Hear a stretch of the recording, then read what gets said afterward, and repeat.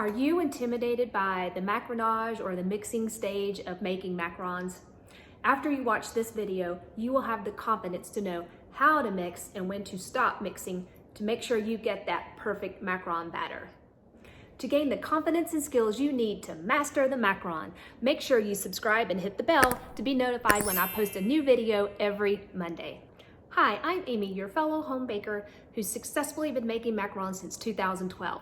I'm passionate about helping others learn the skills to make these heavenly cookies. Let's dive in and learn the proper techniques in the Macaronage stage of macarons. Step 1. Put your meringue on top of your dry ingredients. Step 2. Now we want to incorporate the dry ingredients in with the meringue. Fold the dry ingredients in over and over. Occasionally, I'll go through the center of the bowl with pushing down on the bottom. This is really just to incorporate the dry ingredients. I'm not pressing too hard, and then I'll just keep folding over and over until I get the dry ingredients well incorporated.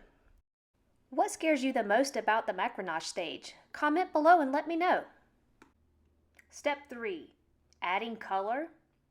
Add your color as soon as the ingredients are incorporated into the batter while it's still thick. This will help you keep from over mixing. I highly recommend though that instead of adding color to your combined batter, add it to the meringue.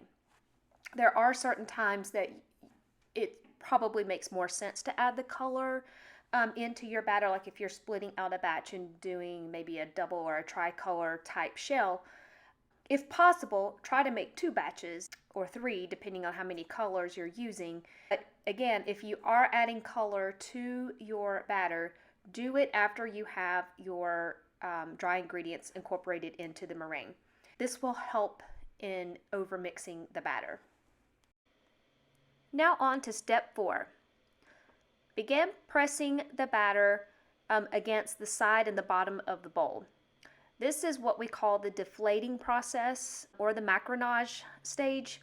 We're trying to get the air bubbles that were caused in the meringue. We're trying to deflate some of those air bubbles. You can use J motions and like press through the center of the bowl and then along the sides. And then every couple of strokes, fold the batter back into the center of the bowl. Just keep doing this over and over. And you'll notice when you start the macaronage process, your batter is very thick. It will not roll off your spatula. But as you keep doing the deflating or the macaronage stage, you'll notice that your batter begins to look more glossy, and it'll also have a thinner consistency. What you're looking for is, some people call it molten lava, some people will call it the ribbon stage. The goal is to get your batter to a ribbon-like stage. Step 5. As you do the macaronage stage, it's very important to periodically check the status of your batter. You're checking for that ribbon-like stage. You'll see that I'll continue the macaronage stage, pushing through the bowl and along the sides, and then occasionally I'll lift up the spatula and I'm checking the thickness of the batter. Checking for that ribbon-like stage. And once you've done the macaronage stage, a couple of minutes, you're definitely going to want to check. Depending on how fast and how well you macaronage, it could take just a couple minutes, or it could take a little longer. But here, the batter is starting to get that ribbon-like consistency, but it's still thick, so we want to keep going and continue the macaronage stage. Don't be alarmed if it takes a few minutes. Just keep going. And again, we're looking for that ribbon-like stage. Here we're getting a lot closer now. Look at how the batter falls back into itself. You want the batter to kind of fall back into itself within like 10 seconds or so. That was still a little on the thick side, so we're going to do a few more strokes and check again. Now we're getting a lot closer, and watch the batter See how it kind of ribbons off of the spatula there? We are actually very close now. Continue for a few more strokes, very close. When you get this close, you only want to do a few strokes at a time and then check your batter again. Okay, see that figure 8 there? That's what we're looking for. And now check the batter and see how it kind of just falls back into itself. It was still keeping its shape, so we want to do just a couple more strokes. We are very close. Yep, just a couple more strokes and keep checking.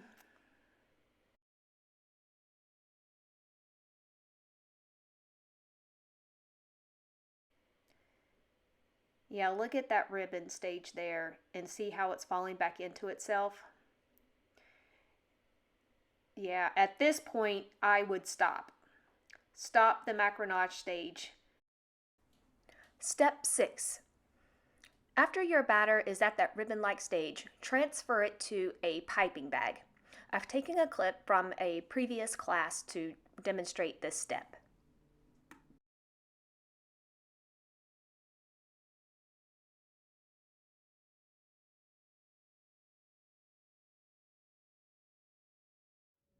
The Macronage stage is where most mistakes happen when making macarons. It's so easy to overmix as well as undermix. To help overcome this, I created the Macaron Success Journal. It will help you fast track your learning curve and get you to those beautiful, consistent, and successful batches in no time.